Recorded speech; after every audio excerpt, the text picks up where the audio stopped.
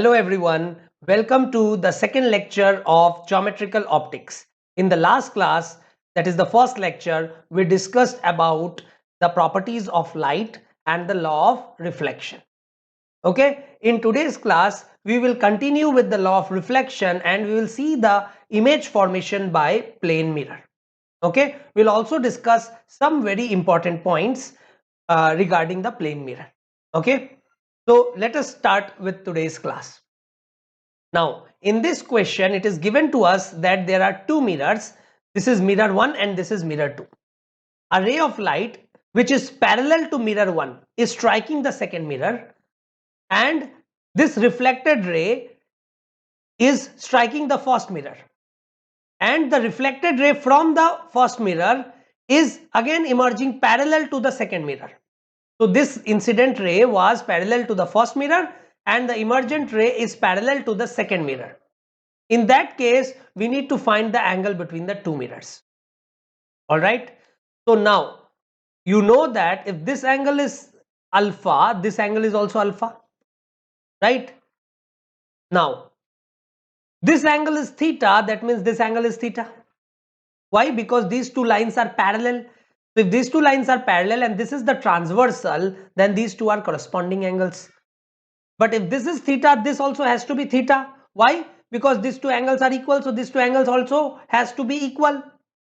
Similarly, if this angle is theta, this angle is also theta. Again, this parallel to this transversal, these two are corresponding angles, right?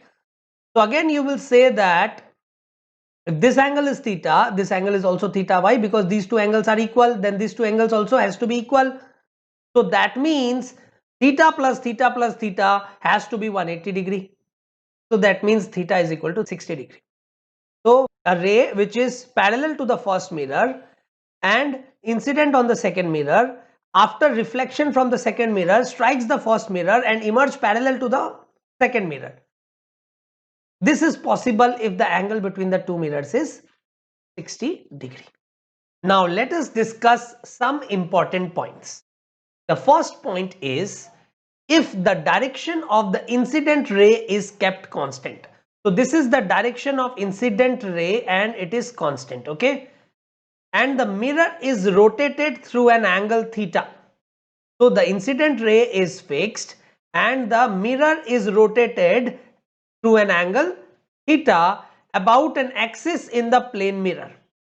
So this mirror is rotated by an angle theta, okay, about an axis which is in the plane mirror, okay, means in the plane of the mirror. That means what? So suppose this is the mirror, axis is like this, and about this axis, this side suppose has gone downwards, okay, that is inside the plane, and this side has moved out of the plane, okay. So if you draw it in two dimensions, what is happening is this mirror is getting rotated about an axis which is inside this plane, okay, and this angle is theta, okay. So the mirror is rotated by an angle theta. Again, I'll repeat, mirror is not rotated about an axis which is perpendicular to the mirror. In that case, there is no effect on the reflected ray. There will be effect on the reflected ray only if it is tilted about an axis which is in the plane of the mirror, okay. So the mirror here is rotated by an angle theta. So if the mirror rotates by an angle theta about an axis which is in the plane of the mirror, then the reflected ray rotates by an angle 2 theta in the same sense. So what does this mean? Let us look at this diagram. So this is the incident ray which has been kept fixed. This is the initial normal when the mirror was like this. Now the mirror has rotated by an angle theta, then the normal will also rotate by an angle theta. Obviously, if mirror rotates by an angle theta, the normal will also rotate by an angle theta, okay. So the mirror has rotated by an angle theta and the normal has also rotated by an angle theta, okay. Now if this was the incident ray and this is the initial normal and this is the reflected ray, this is the initial reflected ray, okay. So you know that angle of incidence has to be equal to angle of reflection. So this I, this is also I, right. Then the normal has shifted by an angle theta, right. So the new angle of incidence becomes I plus theta. So the new angle of reflection, that is the new reflected ray, will form an angle I plus theta with the new normal. Okay, right? So this angle is I plus theta. This angle is I. This angle is theta. That means this angle is I minus theta. So if this angle is I plus theta, this angle is I minus theta, then this angle is I plus theta minus of I minus theta, that is 2 theta. That means the reflected ray, this was initial reflected ray, this was final reflected ray, and it has rotated by an angle 2 theta. So again I will repeat, if the incident ray is fixed and the mirror is rotated by an angle theta about an axis which is in the plane of the mirror, in that case you will say that the reflected ray rotates by an angle 2 theta in the same sense. Now what do you mean by same sense? So this mirror is rotating clockwise, the reflected ray is also rotating clockwise.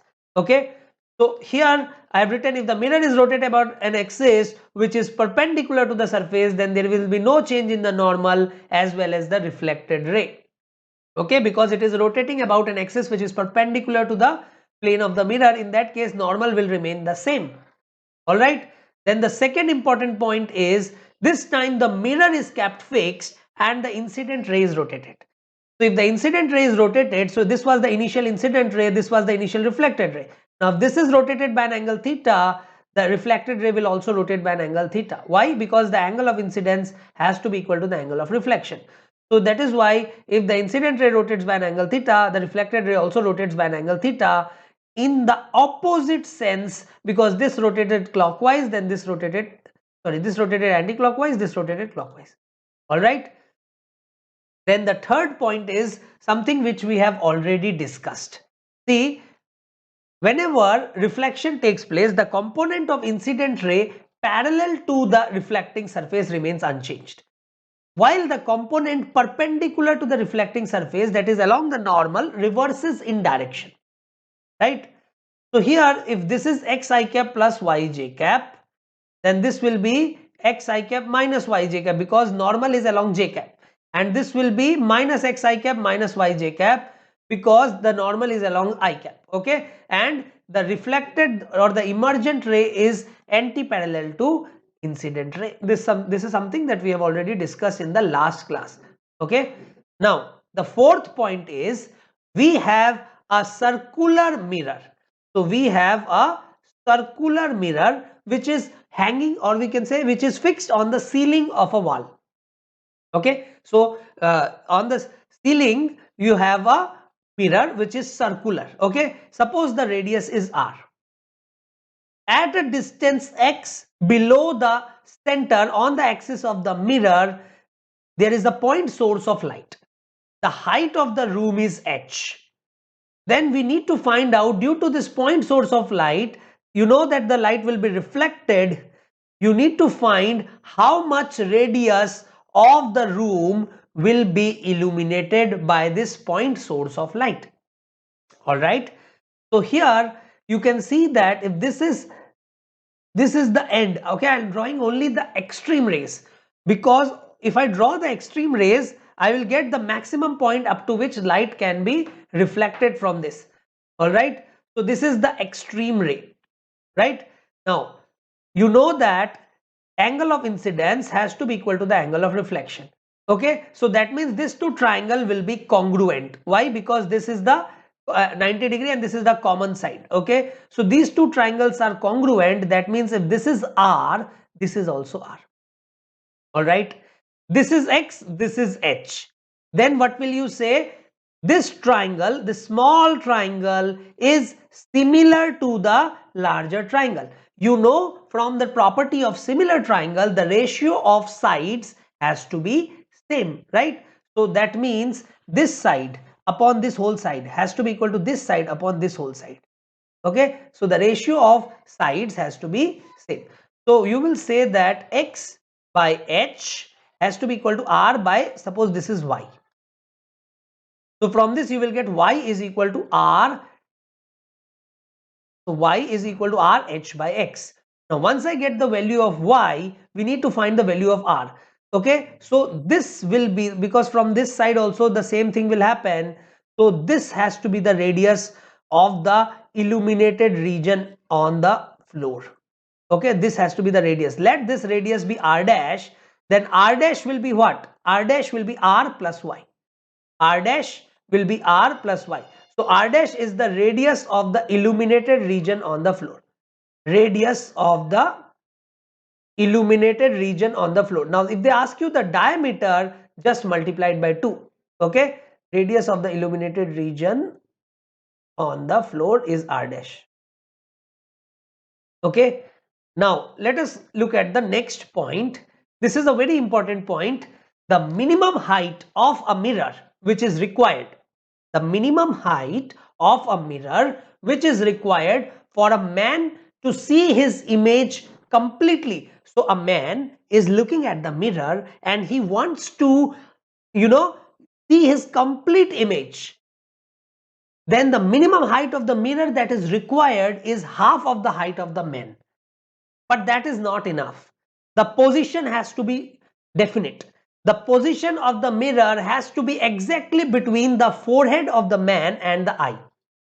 So suppose this is the man of height h. This is the man of height h and he is facing the mirror. This is the mirror. Okay, and he wants to see his image. Right? Suppose this is the position of the eye. The mirror has to be kept exactly between the forehead and the eye. So this is the mirror. Okay, starting from here. Now, the light from his feet, the light which is originating from his feet has to reach his eye. Similarly, the light which is originating from the forehead also has to reach the eye. Okay, so the mirror is here. The light from the forehead is getting reflected into the eye. Now, if the mirror is above it, there is no problem. But if the mirror is below it, in that case, light originating from the forehead will not be able to reflect because there will be no mirror here if the mirror is below this. Alright. So that is why the mirror has to be between the forehead and the eye. Alright. It can be above it, but it cannot be below it because the man wants to see the complete image. Alright. Okay, now again, because angle of incidence is equal to angle of reflection, in that case, you know that these two triangles will be congruent, right? Because this is the 90-degree and this is the common side. So these two triangles are congruent. That means if this distance is x, this is also x. Similarly, here also these two triangles are congruent. So if this is y, this also has to be y, right? Now, this total distance will be how much? 2x plus 2y, but 2x plus 2y is what? 2x plus 2y is the height of the man. Okay. Now, what is the height of the mirror? So, mirror required is from here to here because I have drawn the extreme rays.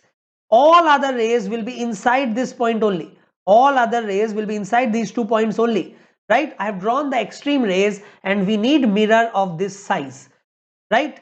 Now, we need to show that the size of the mirror required is half of the size of the man. See, clearly you can see that this is a rectangle formed, and if this length is x plus y, this length is also x plus y. So height of mirror is x plus y, height of man is 2x plus y, that is 2 times height of mirror. That is the height of mirror required is the means half the height of the man. Okay. Now from here you can also see that this result is independent of the distance between the mirror and the man. Whatever be the distance, minimum half means half mirror will be required of half the height of the man. Okay, and the mirror top position has to be exactly between the forehead and the eye. Only in that case this half mirror will be able to give you the full image.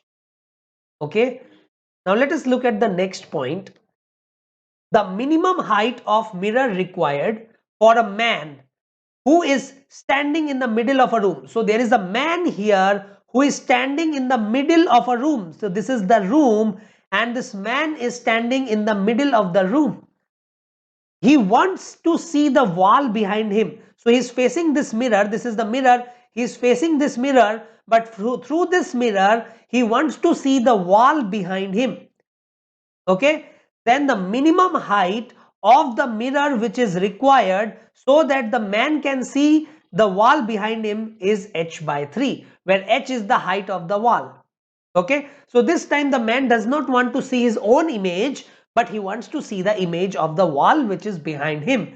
And it is given in this point that the man is standing at the center of the room. Okay, so again we will draw the ray diagram.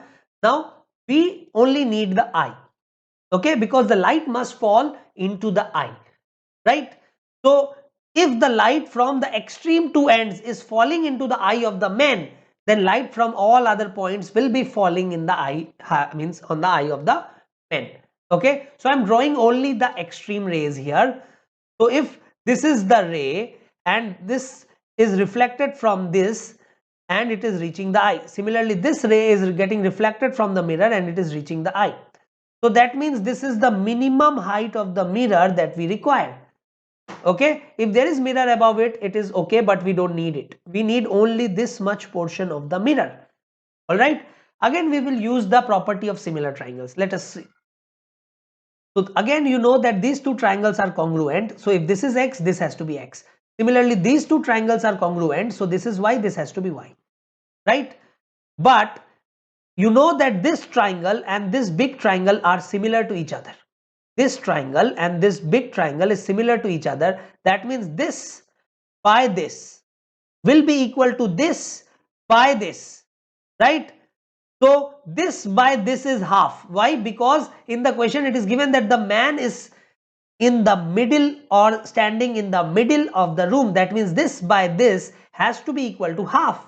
So this by this also has to be half. That means if this is y, this is 2y. All right. So this is y, this is 2y. Similarly, if this is x, this is 2x. So the total height of the wall in terms of x and y is h is equal to 2x plus x plus y plus 2y. That is 3x plus 3y.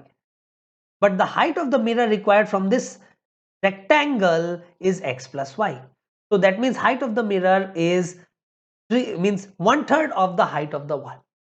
So this is the minimum height of the mirror which is required so that the man can see the wall behind him, provided he is standing in the middle of the room. If he is not standing in the middle of the room, suppose he is standing here, then you can solve this question again using the property of similar triangles. Okay, in that case, suppose this is 1/3. In that case, this by total will become 1/3. All right. So we have done one particular case when the man was standing in the middle of the room. All right. Okay. Now let us see the image formation by plane mirror. So image formation by plane mirror. Let us say first we will do real object. Before means if you have not seen my first lecture, then please go through that, because in this chapter the most important thing that you have to understand is what is a real object, what is a virtual object, what is a real image, and what is a virtual image. If these four definitions are clear to you, then this chapter is a piece of cake. Otherwise, it is going to be very, very difficult. So again, I'll say, if you have forgotten what is the meaning of object and image in optics, please refer to my first lecture, right? So suppose this is a real object. Now, to form an image, we will require two rays, because two rays can only intersect. From one ray, you cannot get the intersection point, right? So minimum two rays are required to form an image. So let us draw the ray diagram for the image formation by a plane mirror. So this is the object, or you can say this is the real object. From here you can see that the rays are diverging. Okay, so let us draw one ray which is perpendicular to the mirror. You know that when ray is perpendicular to the mirror, in that case it retraces its path. So this time you can see from this diagram that this is the incident ray and this is also the reflected ray. That means the ray has retraced its path. So this is the reflected ray, and here this is the incident ray. So this is the second incident ray that we are drawing here, and this is the reflected ray. This reflected ray and this reflected ray, clearly you can see that they are not intersecting anywhere in this direction. They will intersect only behind. That means they will intersect virtually. Okay, this point of intersection is the virtual image. So first thing that you have to remember in image formation by plane mirror is that for real object, always virtual image is formed. Okay, for real object, always virtual image is formed. Right? Now, this triangle is congruent to this triangle. Why? See, if this angle is theta, this angle is also theta. Okay, this angle is theta, this angle is also theta. But if this angle is theta, this angle is also theta, because this is incident ray, this is incident angle, this is reflected angle. But if this angle is theta, this angle is also theta. Again, why? Because these two are parallel, and this is the transversal. So if this is theta, this is also theta. So if this is theta, this is theta. This is 90, common side. Therefore, these two triangles are congruent. If these two triangles are congruent, in that case, you will say that the object distance from the mirror is always equal to the image distance from the mirror. Okay. So some important points that I have written here is the line joining object and image, OMI, is always perpendicular to the mirror surface. So the line joining object and image is always perpendicular to the mirror surface, and OM is equal to MI. Object distance is equal to image distance. Object distance is measured from the mirror. Okay. Now, when there is a virtual object, in that case, what will you do? When there is a virtual object, that means the ray is converging or trying to converge, but the mirror has come in between. Okay, so here I am drawing the incident ray like this. This is the incident ray. Okay, this is the incident ray, and this is also the incident ray. It wanted to converge at this point, but because the mirror is introduced in its path, so the light, instead of going there, has reflected. Right? So this light has reflected, and this light, obviously it is perpendicular to the mirror surface, so this is also reflected. Right? This time you will see that this green arrow is the reflected ray. So this green arrow is actually intersecting at this point.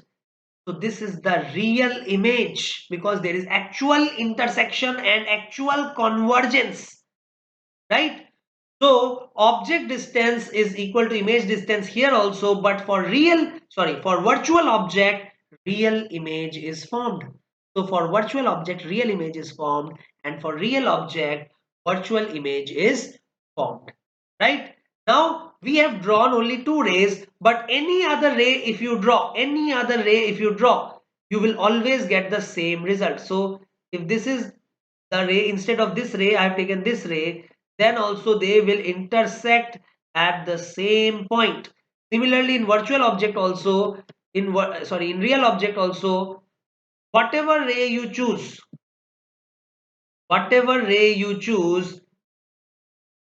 the intersection point will be at the same point. Okay, infinite rays can be drawn, although you have to draw only two rays to trace the image, but you can infinite rays you can draw, and all these rays will intersect at one common point only. Okay, so two rays are required, but any two rays if you draw, you will get the image at the same point. All right, now some important points about image formation from a plane mirror. First of all, size of extended image is always equal to the size of extended object. So in a plane mirror, whatever be the size of the object, the size of image will be the same. Size of object will always be equal to the size of image. There is no magnification using a plane mirror. Okay, so this is the first point. The second point is, if the object is along the mirror surface, then image is erect. So this is mirror surface. If the object is along the mirror surface, image form will be erect. So along the mirror surface means what? So suppose let us draw the three-dimensional diagram. So this is the mirror surface, and the object can be like this, any way, in any position, but it has to be along the mirror surface and not perpendicular to the mirror surface. So if the object is along the mirror surface, the image formed will be erect. Okay, if the object is perpendicular to the mirror surface, so this is the mirror and the object is perpendicular to the mirror surface, in that case you will say that the image is inverted. Okay, so if object is like this, image is like this. So there is a left right inversion when the object is perpendicular to the mirror surface. Now if the object is at some angle to the mirror surface, so if this is the object and it is at some angle to the mirror surface, in that case we will take two components of this object. One is perpendicular to the mirror and the other is along the mirror surface. The one which is along the mirror surface will remain erect, and the one which is perpendicular to the mirror surface will become inverted, and the resultant of these two will give you the means the image. All right. Now, how many letters in the English alphabet will give inverted image to the plane mirror? So this inversion is actually lateral inversion. This is lateral inversion. This is not true inversion. What do you mean by lateral inversion? Is lateral inversion means left right inversion. Okay, so how many letters in the English alphabet will give inverted image? So this is a plane mirror. For example, this P, uh, the mirror image will be like this. So this is an inverted image. For example, R, this is the image. This is also an inverted image. This is lateral image. There is only left right inversion, and there is no top bottom inversion. Okay, so true inversion is actually both left right inversion and top bottom inversion, but plane mirror does not show true inversion. It shows only lateral inversion. So we need to find how many letters in the English alphabet will give you a inverted image, or you can say which will give you a laterally inverted image. Okay, so if you write A, B, C, D, E, F, G, H, I, J, K, L, M, N, O, P, Q, R, S, T, U, V, W, X, Y, Z. So first we will have to find out which of these letters are symmetric. Okay, for example, this is symmetric, right? Okay, then this is symmetric, this is symmetric, this is symmetric, this is symmetric, this is symmetric, this is symmetric, this is symmetric, this is symmetric, this is symmetric, this is symmetric. So how many? 1, 2, 3, 4, 5, 6, 7, 8, 9, 10, 11. So 11 letters are symmetric. So this will not show you any inversion because they are symmetric left right. Okay, so the remaining 26 minus 11, that is 15, will show lateral inversion.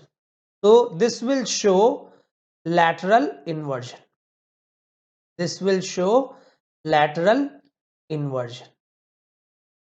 Okay, now the next thing is velocity of image.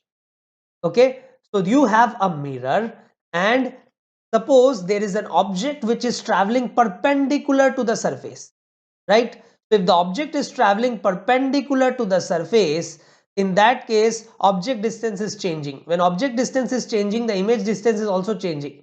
Okay, you know that object distance has to be equal to image distance. That means when object is moving towards right, here image has to move towards left, so that the object distance and image distance remain same, right? But the distance is measured with respect to mirror, and the mirror can also move, right? And the mirror can also move. So that is why you have to write the velocity with respect to the mirror. So you will write velocity of image with respect to the mirror is equal to minus of velocity of object with respect. So that means velocity of image minus velocity of mirror is equal to minus velocity of object minus velocity of mirror. That means velocity of image plus velocity of object is 2 times velocity of mirror. Just take this here and take this there. Okay, so this is a very important formula for finding the velocity of image. Velocity of image plus velocity of object is 2 times the velocity of mirror. Yes, remember you need only the component of velocity of mirror which is perpendicular to the surface. We need only this component of velocity. Now if the mirror is moving like this, then the component along the mirror, the component of velocity along the mirror, is of no use. Only the component of velocity which is perpendicular to the mirror is useful. Okay. Then case 2, when object is moving along the surface. So if object is traveling along the surface, in that case object distance is not changing, image distance is not changing. In that case velocity of image with respect to the mirror is velocity of object with respect to mirror, because in this case erect image is formed, so there is no minus here. In this case inverted image was formed, that was why there was a minus here. So in this case velocity of image minus velocity of mirror is equal to velocity of object minus velocity of mirror. Velocity of mirror this time will get cancelled out and you will get velocity of image is equal to velocity of object. That means that in case when object is traveling parallel to the surface, the image velocity will be equal to object velocity whatever be the velocity of the mirror along the surface. Okay, if mirror is moving like this, mirror is moving like this, in that case obviously the distance will change, right? But if the mirror is moving like this, then in that case what will happen? In that case there will be no change in the object distance and image distance, and velocity of image will remain equal to the velocity of object. But suppose an object is moving in this direction and it has a component which is along the mirror and it's also a component which is perpendicular to the mirror. In that case for the parallel component you will use case 2 formula, and for the perpendicular component you will use case 3 formula. Okay, so this component you will say velocity of object with respect to mirror perpendicular is equal to velocity of image with respect to mirror perpendicular minus sign. But for this case you will say velocity of object with respect to mirror parallel is equal to velocity of image with respect to mirror parallel. Okay, now some special cases let us do. Suppose this is the object which is moving with velocity VO. Okay, so this is the object which is moving with the velocity VO and the mirror is moving in this direction. In first case it is moving in this direction with velocity Vm.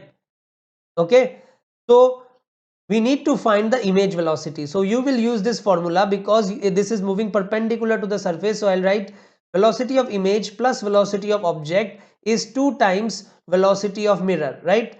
So velocity of image plus velocity of object is towards right. So in one dimension you know that vector symbol can be replaced with a plus and minus sign. Right side I'll take positive. So this is moving towards right, so positive, and mirror is also moving towards right, so 2 Vm. So from this you will get velocity of image is 2 Vm minus Vo. And in this case suppose the object is moving towards right but the mirror is moving towards left. In that case you will write velocity of image plus velocity of object is 2 times minus velocity of mirror. Why? Because it is moving towards left. So I have used a negative sign here. So I'll write velocity of image is equal to minus velocity of object minus 2 times the velocity of mirror. Right? So now here velocity of image, we need to find the velocity of image in this case when the object is at some angle or moving at some angle. So suppose the angle is theta 1, okay, and the mirror is also moving with the velocity u at an angle theta 2. So first what I will do is, first I will take the component of these means of the object velocity which is perpendicular to the mirror surface and one which is along the mirror surface. So velocity of image parallel, see, velocity of image parallel is v sin theta, sorry, velocity of object parallel, this is velocity of object parallel is equal to v sin theta, and this is also equal to velocity of image parallel. Why? Because parallel component velocity does not change. For perpendicular component what I will do is I will use this formula vi perpendicular plus vo perpendicular is equal to 2 vm perpendicular. So you will write vi perpendicular plus v cos theta is towards right and minus u cos theta 2 is towards left, right? So here you will write minus 2u cos theta 2. Okay, so velocity of image perpendicular will come out to be minus 2u cos theta 2 minus v cos theta 1. Okay, plus theta 1. All right, now let us do one question. Here there are two mirrors which are fixed, okay, and they are at an angle theta with respect to each other. There is an object here which is moving with velocity v. There is an object here which is moving with velocity v in this direction. Okay, then we need to find the velocity of first image with respect to second image. You know that this mirror will produce one image, similarly this mirror will also produce one image. We need to find the velocity of one image with respect to the other image. So first let us look at this mirror. If you look at this mirror, what will you see? See, this object is along the surface, object is moving along the surface. So if the object is moving along the surface, then velocity of image will be same as v.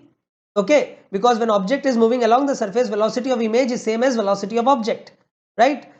Okay, but for this mirror, you have to take the components of velocity. So for this mirror, what you will do, you will take two components. One is v cos theta, that is along the surface, because if this angle is theta, this angle is also theta. Okay, and the other is v sin theta, which is perpendicular to this surface, right?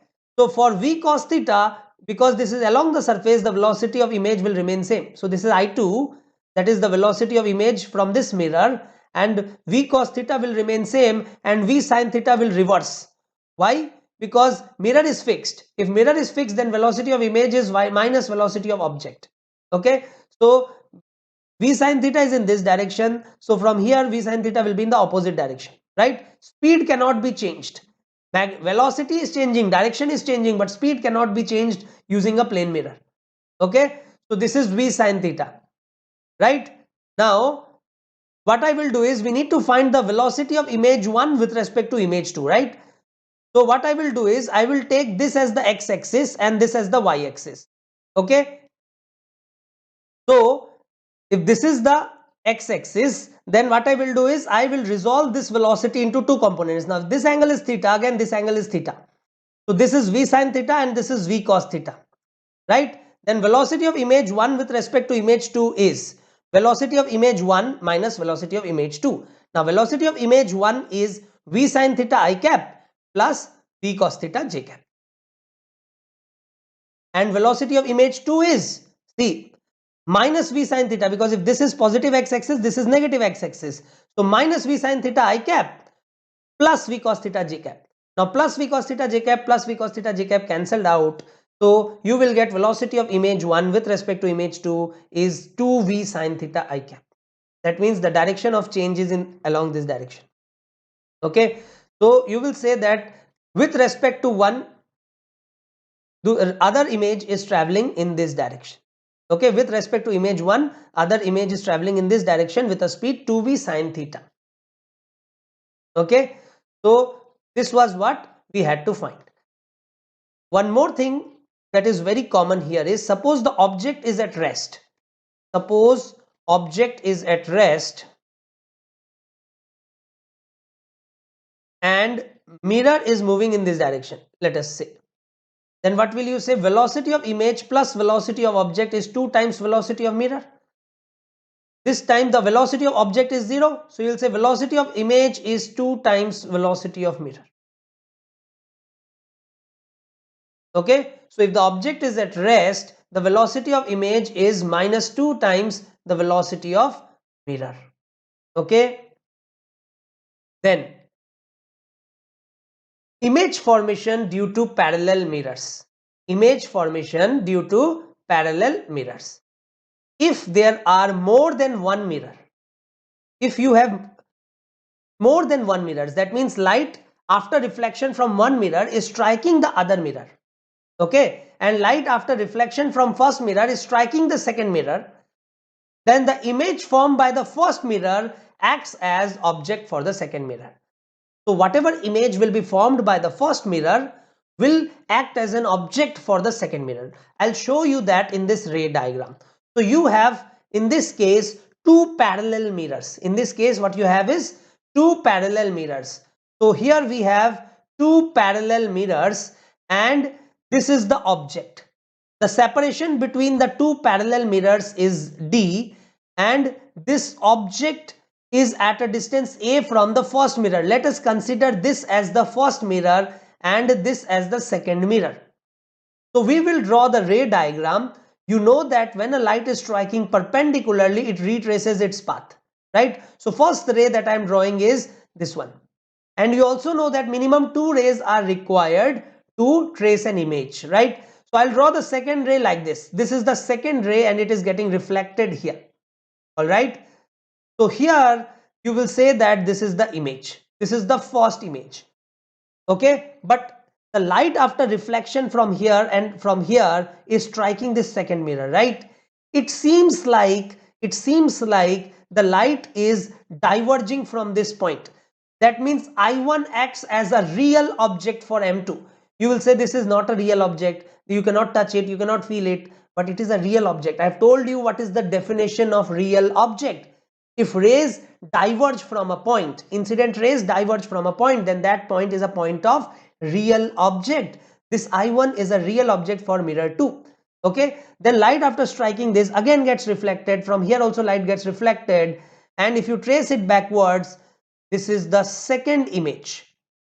All right, but if you look carefully, it will seem that this image is again acting as an object for M1. Why? Because rays from this point is diverging and striking the mirror 1. Now you will say light is not here. How is the rays diverging from this point? It is appearing to diverge from this point.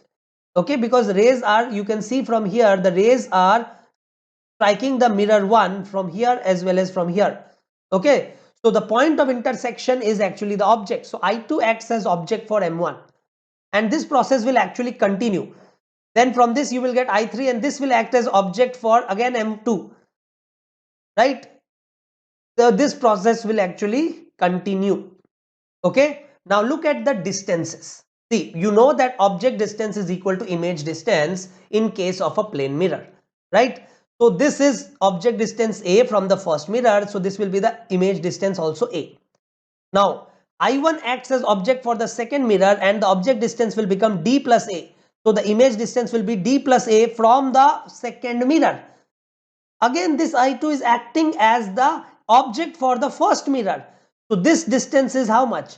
A plus 2D, right? If this distance is A plus 2D, then this distance is also A plus 2D. Okay, so you will say first image is at a distance A from M1. The second image is at a distance A plus D from M2. The third image is at a distance A plus 2D from M1. Similarly, the fourth image will be A plus 3D from M2. You will see there is a rotation. First image was from M1, second image was from M2, third image is from M1, fourth image is from M2, fifth image is from M1.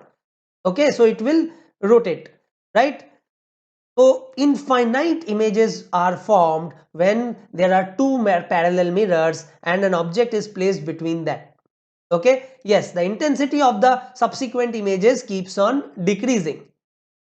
Okay, now you can also take M2 as the first mirror, and then you can draw the ray diagram from here, and from that also you will get multiple images. Okay, so there are infinite number of images that can be formed here. Okay, again I will repeat, the first image is at a distance A from M1. Then second image, for second image the object distance is A plus D, so the image distance will also be A plus D, right? Okay, so the second image is at a distance A plus D from the second mirror, but this second image is an object for the first mirror. So the object distance now becomes A plus D, that is A plus 2D. So the image distance from the first mirror again will be A plus 2D, and this continues. Finally, it will be A plus, see, third image is A plus 2D from M1. Fourth image will be A plus 3D from M2. Fifth image will be A plus 4D from M1. This will continue. Okay, so this is the image formation due to parallel mirrors. Then comes image formation by mirrors inclined at some angle. So suppose you have two mirrors which is inclined at an angle theta, or which are inclined at an angle theta, and point P is the point of intersection, or you can say this is the line of intersection. Okay, obviously this is not a line, right? This is a plane. A mirror is a plane, so obviously there will be a line of intersection. I am drawing only the two-dimensional figure, only the side view. Okay, from side view you will only see a point. All right. Okay, now this is the object which is placed between the two mirrors. and it is making an angle alpha with the first mirror and beta with the second mirror. So alpha plus beta will be equal to theta, right? Alpha plus beta will be equal to theta. Okay, now see, all images will lie on a circle which is centered at point P, that is the point of intersection of the two mirrors, and radius which is equal to OP. That means object and all the images that will be formed are concyclic. Okay, or you can say they lie on a circle. All the images and the object lie on a circle. And how many images will be formed is calculated using a simple formula. See, first I will say what is this n. Whatever theta is given to you, just what you do is you write 360 divided by theta. Okay, 360 divided by theta is n, where theta is the angle between the mirrors. Okay, now look at this value of n. If n is odd, then number of images will be n. If n is odd, the number of images will be n, provided this object is not at any symmetric point. That means it is not at the angle bisector. That means alpha is not equal to beta. Okay, but if alpha is equal to beta, that is this object is at the angle bisector. Okay, or you can say this object is at the symmetric point. In that case, the number of images will be n minus 1, because there will be overlapping of one image. Okay, so again I'll repeat, if 360 by theta, that is n, is odd, then number of images is n for asymmetric point. For symmetric point, the number of images becomes n minus 1. But if n is even, in that case what will you do? You will say that number of images is n minus 1. That's it, one case only. Whether the object is at symmetric point or asymmetric point, the number of images will be n minus 1. For example, suppose theta is 90 degree. Then 360 by theta is 360 by 90, that is 4. So even number has come. If even number has come, then number of images will be 4 minus 1, that is 3. So for perpendicular mirrors, 3 images will be formed. Okay, suppose theta is 120 degree. So if theta is 120 degree, then 360 by 120 is 3. Okay, so this case odd number is coming, so number of images will be 3. Alright, so one thing that is clear is, listen carefully, if theta is given, number of images is fixed.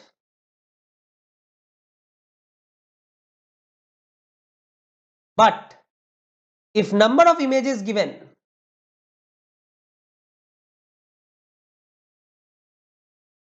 you cannot say the value of theta. You cannot say the value of theta. Why? Because you have seen now for theta equal to 90 degree also 3 images. For theta equal to 120 degree also 3 images. That means if number of images is 3, you cannot say which angle is correct. Alright, then they can ask you multiple option correct questions. Alright, then there is case 3, when n is not an integer. When n is not an integer, in that case what you will do is you will use the fundamental principle of counting. You will have to count the number of images. So what we will do, see, this is the two mirrors, inclined at an angle theta, and this is the object, and I have taken this as the mirror 1 and this is mirror 2, and this angle is alpha. Okay, so this is object, and from mirror 1, see, this is the counting is actually same as what you have done in a parallel mirrors. I'll show you. So this was mirror 1, right? This was mirror 1, and this is A, this is also A. This was I1, right? And similarly it was A plus D from second mirror, right? And then it was A plus 2D from the mirror 1. This same thing will repeat here. Instead of distance, you have to measure the angle. That's it. So this is mirror 1. This was at an angle alpha, image is at an angle alpha. Okay, so this is the first image. Then this image will act as object for M2. Okay, if this angle is theta plus alpha, this image is at an angle theta plus alpha. Then I2 will act as an object for mirror 1. Now if this angle is 2 theta plus alpha, from here also the third image will be at an angle of 2 theta plus alpha. Same thing, here it was a plus d, a plus 2d, a plus 3d, here it will be theta plus alpha, theta plus 2 theta plus alpha, 3 theta plus alpha, like this. You have to continue like this, counting up to 360 degree. When 360 degree angle is reached, then you have to stop the counting. Okay, but then this is the count when you have taken mirror, this as mirror 1. Then what you have to do is again take this as mirror 1, right? Suppose this is beta, then again taking this as mirror 1, again start the counting in the same way. Then you look at the images which have overlapped. When the images have overlapped at one particular point, that point will be considered only as one image. Okay, so after considering all these points, you will get the number of image. Okay, I have uploaded some questions of geometrical optics in my channel. Okay, in that I have used this fundamental principle of counting question. I have done it there. Please go through that. Okay, now perpendicular mirrors. So suppose you have two mirrors which are perpendicular to each other. We have seen that the number of image will be 3, right? But let us draw the ray diagram. So suppose this is the object. Okay, suppose this is the object. So let us consider this as the mirror 1 and let us draw the ray diagram. So you know that two rays are required to form an image, right? So this is the first ray. The ray which is perpendicular to the mirror surface means its path is retraced, right? Then this is the second ray and it is getting reflected here. Okay, from here you will see that this ray and this reflected ray, they cannot intersect here. Obviously they will intersect behind. You know that for real object the image is virtual, right? It is behind the mirror. Okay, so this is the first image that is formed, right? Now similarly, let us assume that this is the second mirror. Okay, let us assume that this is the second mirror. If this is the second mirror, then from here the ray of light, again we'll draw the ray diagram. First ray we will draw perpendicular to the surface and it will retrace its path, and this is the second ray that I have drawn. Okay, and this will reflect here. So again the image will be virtual and it will be at this point. Okay, the intersection is apparent and it is intersecting at this point. So this is the second image, right? Now I2 will act as object for mirror 1. Why? Because when this ray is reflected, it strikes the mirror 1 again, right? If it strikes the mirror 1 again, that means what? That means this image that we got from the second mirror is actually acting as an object for the first mirror. Okay, so from this we will get this image, third image, I3. Similarly, we did not draw this ray. This ray, if you draw this ray and again it will reflect here, and if you trace this, you will get the image at this point I1 only. Okay, I have drawn only two rays here from this and this, but actually you could have drawn one third ray also this side, but this ray is also striking the mirror 2. That means this image also acts as object for mirror 2, whose image you will get at position 3. So what does this mean is, see, this I3, there will be actually two images here at a single point. We will consider these two images as one image only. That is why we are saying that total 3 images will be formed. Actually 4 images are formed. This I1 is acting as object for M2 and I2 is acting as object for M1. And both of them are giving the image at the same point. That is why you will say total 3 images are formed and not 4 images, because they are overlapping. Okay, yeah. Then you have one question here.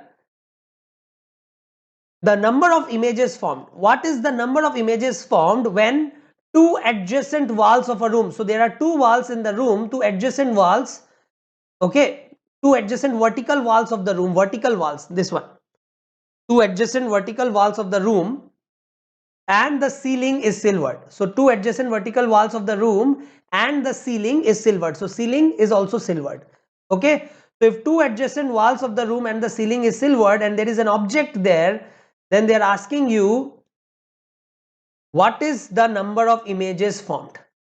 Okay, so you have two perpendicular mirrors, the adjacent walls. Okay, two perpendicular mirrors, that is the adjacent walls, the vertical walls. Okay, so this is the object. There will be three images. We have already seen now that three images are formed when the two mirrors are perpendicular to each other, I1, I2 and I3. Okay, but then this I1 will act as an object for the ceiling, I2 will also act as object for the ceiling, I3 will also act as object for the ceiling, and object itself will also act as object for the ceiling. So that means four images will be formed. So suppose this is the ceiling. If this is the ceiling here, three-dimensionally if I draw, if this is the ceiling here, then for I1 there will be one image here, for I3 there will be one image here, for object there will be one image here, for I2 also there will be one image here. So total four images will be formed from the ceiling mirror and three images will be formed from the this two perpendicular adjacent perpendicular mirrors. Okay, so total four from the ceiling and three from the two adjacent mirrors, that is total seven images will be formed. Now out of these seven images, listen carefully. So this is the adjacent wall and this is the object. Okay, now this object is parallel to the surface for the this adjacent walls. Okay, so that means this image will be erect, but for the ceiling this object is perpendicular. When object is perpendicular to mirror surface, image is inverted, right? So these three images that are formed is erect, but these three images as well as the object is perpendicular to the ceiling mirror. So from there you will get inverted image. So total seven images will be formed. Out of this, three will be an erect image and four will be inverted image. So total seven images are formed, but you can actually see only six image or one image. So from one position, if you look, you will be able to see six image, and from one position you will be able to look only at one image. All right.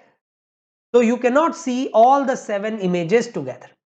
It's not necessary that all the images formed you will be able to see. You will be able to see only if light from that reflection is coming or entering into your eye. So with this statement, the next thing that we have to discuss is the field of view. So what is the field of view? See, so again I'll repeat, image will be formed. Yeah, image is always formed whenever there is reflection, but it is not necessary that you will be able to see the object. Okay, the region of space from where you are able to see the object, means see the image, that region is called the field of view. For example, here suppose you have a plane mirror, okay, and this is the object. Light ray is getting reflected from here. Okay, I am drawing only the end rays so that I get the extreme reflected rays. Okay, so this is the end point of the mirror and I am drawing the reflected ray from this point and I am drawing the reflected ray from this point also. And when you join these two lines, okay, this is the intersection point and this is the image. Okay, obviously object and image, line joining object and image has to be perpendicular to the mirror surface. Yeah. Now the reflected ray is in this region, right? The reflected ray is in this region. That means you have to view this image from this region only. Okay, from here you won't be able to see this image. You will be able to see this image only from the field of view. And what is the field of view? The region in space from where you can see the image. Okay, let us do one question here. Suppose you have this axis and there is a mirror here which have coordinates 2, 2 and 2, 3. Okay, there is an object here. We need to find the field of view on the y-axis. That means between which region on the y-axis you will be able to see the image formed from this mirror of this object. Okay, so this is the object and this is the light ray and it is getting reflected. All right, now we have to use geometry, or you can say you have to use the property of similar triangles. Listen carefully. you know that this triangle will be congruent to this triangle. Why? Because this angle is equal to this angle and this side is common and this is 90 degree.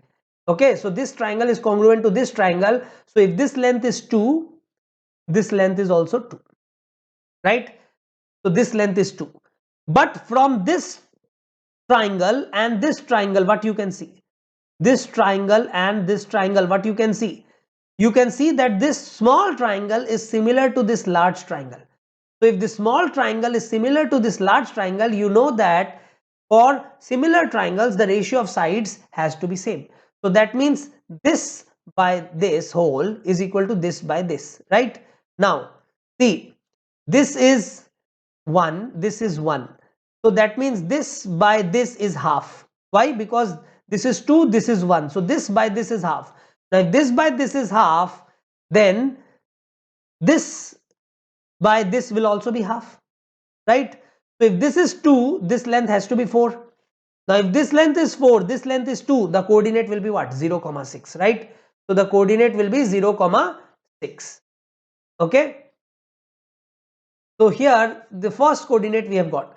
Similarly, now what you will do is you will now draw the second extreme ray. Now this length is 3. So obviously this length will be 3. Right? Again the same similar triangle is formed. So if this is 3, this has to be 6. Why? Because this by this has to be equal to this by this, and this by this is half. So this by this is also half. So if this is 3, this is 6. If this is 6 and this length is 3, 1, 2, 3, then the distance will be 9, right? So the region in y-axis from where you will be able to see the image is between 0, 6 to 0, 9, right? 0, 6 to 0, 9. So now with this, we have completed today's class. In the next class, we will be starting with spherical mirrors. Till then, bye bye. If you like my video, please like, share and subscribe my channel.